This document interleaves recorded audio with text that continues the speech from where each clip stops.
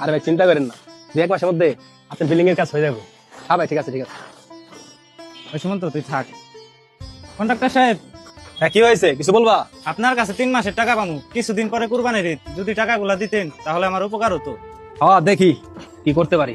ঠিক আছে কন্ট্রাক্টর সাহেব, ঘরে অসুস্থ মা, বোনের স্কুলের বেতন, যদি আমার টাকাটা খুব তাড়াতাড়ি দিতেন তাহলে অনেক উপকার হতো। আচ্ছা ঠিক আছে, তুমি কাজ করো, আমি দেখি আমি কতদূর কি করতে পারি। ঠিক আছে কন্ট্রাক্টর সাহেব। 3 মাসের টাকা পাইবো, 60,000 টাকা। এত টাকা একসাথে আমি কেমনে দিব? তো যেভাবে হোক এখান থেকে তাড়িয়ে দিতে হইব। মাহফুজ ভাই, জি ভাই বলেন। একটু এদিকে আসো।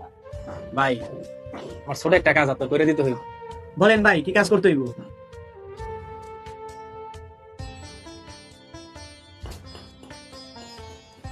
ওই তোরা ওই কাম করা লাগবো না, নিচ থেকে করে বালি নাই, বালি লাগবো। ঠিক আছে ভাই।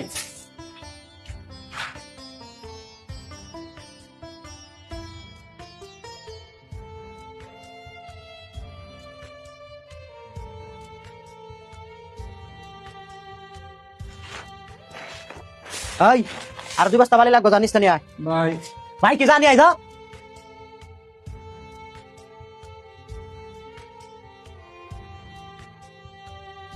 ওই এই যে জায়গা ফালা, এই জায়গা ফালা। ওই তুই এটা কি করলি? তুই জায়গা বস্তা ফালাইলি কে? ভাই, আমার শরীরটা বেশি ভালো না, অনেক জ্বর। জ্বর? জ্বর মানে তুই তাড়াতাড়ি নিচে যা, নিচে যাই কত সিমেন্টের বস্তা আছে, ওই উপরে উঠে নিয়ে আয়। টাকায় টাকায় কি দোষ? আমার চেহারা কি রূপ চালাইছ নাকি? যা নিচে যা। ভাই, সমস্ত কাজ আমার দিয়ে করাইতেছেন, আমি তো বললাম আমার শরীরটা ভালো না। তোর শরীর খারাপ তাতে আমি কি করুম? কন্ট্রাক্টরকে তোর বসে বসে টাকা দেবো নাকি? যা নিচে যা।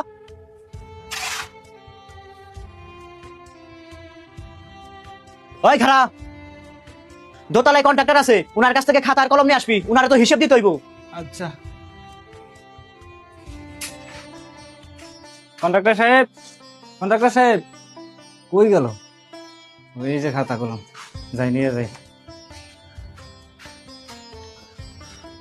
ওই কাজ বন্ধ কর। কি হয়েছে ভাই? কিছু কি হয়েছে?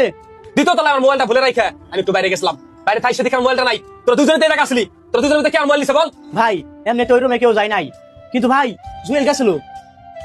আচ্ছা তার মানে তুই মোবাইল নিছা, এই কারণে তো তুই এত চুপচাপ।